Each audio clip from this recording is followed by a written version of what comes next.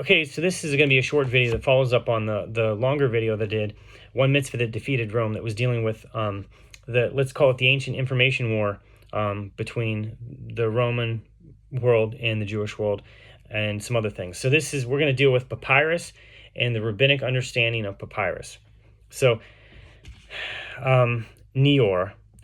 Neor is the rabbinic term for papyrus. The word is attested as a Tanaic term appearing in the Mishnah itself, and so predates or is contemporaneous with the redaction of the Mishnah under Rabbi Yehuda Hanasi in approximately 200 of the Common Era.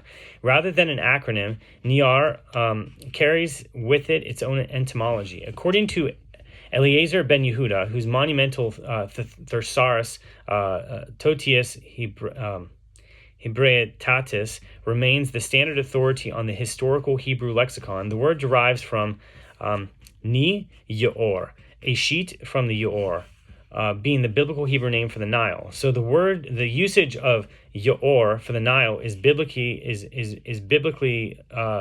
Genesis 41, Exodus 1 through 7, Isaiah 19, Amos 8:8. So the linguistic root of the word Niyar reaches back to biblical diction.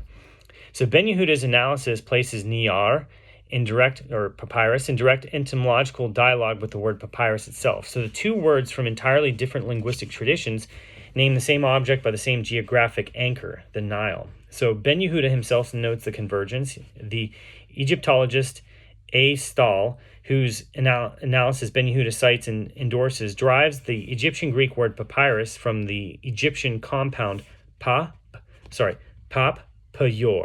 that which belongs to the yor, or precisely the plant of the yor. Pa is the Egyptian definite article, like the is a definite article. The P is a connective participle, and Yaor is the Egyptian word for the Nile, the same word that entered biblical Hebrew as Yaor, Yod, Aleph, Resh. The term used throughout the Torah and the prophets for the great river of Egypt. Okay, the word Yaor appears in this exact form in Genesis 41, the Nile, Yaor, favors 7 cows rising from the Yaor. In Exodus 1 through 7, the plagues of Egypt striking the Yaor. In Isaiah 19, judgment upon Egypt's Yaor, as well as in Amos 8:8. The parallel is exact and remarkable. Egyptian, payor, the plant of the Nile. Hebrew, Ni Yaor, a sheet from the Nile. So different peoples, different languages, different centuries, the same river. The Greek word Papyrus carried the Egyptian compound in the Egyptian world, and from Greek it passed into Latin, papyrus, into every European language, and into the name of the material itself. So meanwhile, the Tanaim, the rabbinic masters, the rabbis in the Mishnaic period, preserved in their Hebrew word for the same material the exact same Nile root. Then the Mishnah calls it Niyar, a sheet from the Yaor, so from the Nile. And that Nile, the Yaor, that appears in the 10 plagues, in the dreams of Pharaoh, in the account of Israel's bondage, is present in the very word that the Mishnah uses every time it rules on this material's legal status. Okay, so Niyar, in its first Talmudic context, the quoted text of Mishnah Shabbat 8:2. So the earliest formal legal definition of Niyar, which means papyrus, as a distinct material category appears in Mishnah Shabbat, chapter 8, Mishnah 2. This is also the text in which the word Niyar first enters the corpus of Tanaic law as an explicit halakhic subject. The Mishnah states, one who carries out Niyar on Shabbat is liable only if he carries enough to write 2 letters on it. So the chapter establishes shiurim, the minimum qualities for carrying various writing materials on Shabbat. A person who carries less than the minimum is exempt from a Torah-level liability. The shiurim for different materials are not uniform. In the contrast between cloth, which is parchment, and niyar, papyrus, is deliberate and structurally significant. For cloth, the shiur is enough to write the smallest passage in the tefillin, which is the entire paragraph of the Shema, Deuteronomy 6:4-9. For niyar or papyrus, the shiur it collapses to the irreducible amount of any meaningful writing, which is 2 letters. 2 letters is not merely a small amount of writing, it is the exact same threshold at which the malacha of writing itself is triggered. According to Mishnah Shabbat 7:2, writing 2 letters violates Shabbat. So the rabbis are stating the minimum functionally significant quantity of papyrus is the smallest piece of which any act of writing, any at all, can be performed. A strip of niyar or papyrus the size of 2 letters, and you have violated Shabbat. It doesn't even mean that it has to have writing on it. It just has to be the size that contain 2 letters.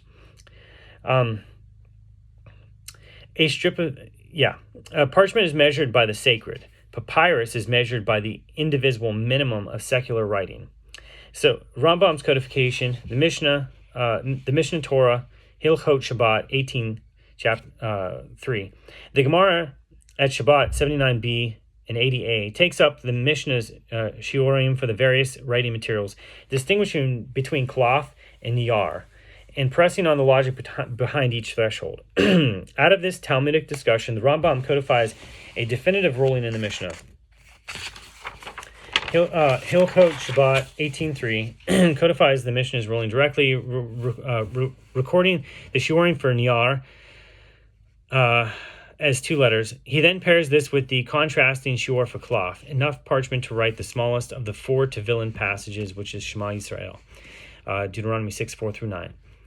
The Rambam's codification makes the hierarchy structural and permanent in halakhic canon. The sacred writing surface is calibrated to the smallest sacred use it can serve. The secular writing surface is calibrated to the smallest possible act of secular writing. So 2 letters is not leniency toward niyar. It is the floor. It is the irreducible minimum at which any act of writing exists at all. So there is a geographic dimension to the Rambam's codification that deserves to be stated. So the Mishnah Torah was first composed in Fustat, or Old Cairo, Egypt, which most people don't know, but that's actually, it had Fustat, or Old Cairo, is when Nebuchadnezzar captured the area, he named that place, he built a fortress there, he called it Babylon. So there's a place in Egypt called Babylon, and it's Cairo. So in the very country that produced virtually all the papyrus in the ancient Mediterranean world, on the banks of the Yaor itself, the Nile, whose name is encoded in the word niyar, papyrus, the greatest codifier in Jewish law in the medieval period, writing in Egypt, surrounded by the papyrus marshes and the Egyptian papyrus trade, set down in permanent halakhic authority that papyrus, niyar, the Nile plant, occupies the lowest legal tier of any writing surface, valid for nothing sacred, measured by the minimum of the secular writing. The Rambam and Fustat, looking at the Yaor, the Nile, ruled on niyar, papyrus. The get written on niyar, and the New Testament written on niyar. The Mishnah Gittin 2:3 establishes that a get, a bill of divorce, may be written on virtually any surface, including, and they specifically state, niyar, papyrus. The principle is maximum permissiveness. A get may be written on kol davar, anything, provided that what is written is durable and that the get itself can be transferred physically from husband to wife.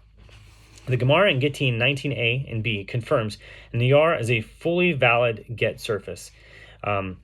Papyrus is durable, portable, and transferable. There's no objection, no qualification, no hesitation. A divorce get written on niyar is a kosher get. The halakhic architecture is now complete and its implications are stark. Niyar, papyrus, occupies the lowest tier of Jewish writing surface hierarchy. It is categorically invalid for Sefer Torah. Halacha Lemoshe Misinai demands animal parchment and no dispensation exists. It is categorically invalid for tefillin and mezuzot, the same Sinaitic oral law, the same absolute bar, but it is fully valid for a get, a divorce document, a document used to dissolve a marriage, the most legally minimum and socially disruptive of Jewish legal instruments. The surface that cannot carry the Torah, cannot carry the dissolution of a Jewish home. Can carry the dissolution of a Jewish home. And it is on niyar, papyrus, that the New Testament was written. The entire written corpus of the movement that sought to separate itself from Judaism and position itself as Israel's successor, its Gospels, its letters, its apocalypse, was composed, copied, circulated on papyrus. The earliest New Testament manuscripts, without exception, from Papyrus 52, fragment of John's Gospel, through the great Oxyrhynchus papyri, or papyrus codices and rolls. Not cloth, not gavil, niyar. As a matter of fact, for the first 4 centuries of Christianity, every single document comes out of Egypt. Only later, after the Council of Nicaea, So they think that Codex Sinaiticus and Codex Vaticanus came from the Council of Nicaea. It was one of the 50 canonical books that they, basically they made their Bible right there at the council, and they sent 50 out across the world to different areas. So those codices are on calf skin, which is vellum. But anyway, the rest of them are all from Egypt. And even Codex Sinaiticus and Codex Vaticanus are written in Egypt. Everything is written in Egypt. Everything that comes out of Christianity is written from Egypt. So the writing surface that the halakha, the very halakha this movement claimed to supersede, had already classified as the material of divorce documents, commercial contracts, and administrative correspondence, valid for a get, invalid for a Torah scroll. The medium of the break carries, encoded in its very material and in the halakha categories governing it, the judgment of the tradition it sought to leave behind. So returning to the Mishnah Shabbat 8.2, a strip of niyar large enough to write 2 letters is enough to violate Shabbat. 2 letters. The Shema, the foundational declaration of Jewish faith, written on the cloth of every tefillin, is leagues beyond that threshold. But the New Testament's writing surface meets at the very bottom. The Mishnah measured papyrus by the minimum, and the minimum was exactly enough. The Bar Kokhba letters and the Babatha archive, a necessary distinction. So, 2 of the most prominent papyrus collections for the Judean desert, the Bar Kokhba letters from Nahal Hever and the Babatha archives, are not evidence of normative Jewish scribal choice regarding writing materials and should be considered separately. So the Bar Kokhba letters are military dispatchments written during the active conduct of the revolt of 132 to 135 of the Common Era, administrative stocks, the same material the Roman army used for all operational correspondence and record-keeping throughout its provinces. A general conducting an uprising against the greatest military power in the ancient world does not pause to source halakhically prescribed parchment for tactical orders to his field officers. These letters are the product of wartime improvisation and whatever writing material lay at hand, and they tell us nothing about what Shimon ben Kosiba would have chosen for a Torah scroll. As a matter of fact, they could have easily captured that writing material from the Romans themselves. Babatha Archive is a collection of property deeds, marriage contracts, land registers, guardianship documents, and court summonses produced and registered within the Roman provincial legal system. These were Roman documents. And so in Roman imperial administration, papyrus was the standard chancery material. It was what Roman courts produced, what Roman registries required, and what parties in Roman legal proceedings necessarily received. So Batha Bat Shimon, a Jewish woman from the Nabatean Roman province of Arabia, had no choice of writing material for her legal documents. The choice belonged to the Roman administration in whose documents were registered. Her archive reflects Roman chancery convention, not Jewish scribal halakha. So neither collection, therefore, disturbs the halakhic framework established in the study and the domain of sacred Jewish scribal practice. The boundaries were absolute and consistent. Cloth for Torah, tefillin, mezuzah, niyar, a sheet from the Nile for the letters, the contracts, divorces, and the text of those who claimed to inherit the covenant, while writing on the surface of the covenant itself had classified as the least of all.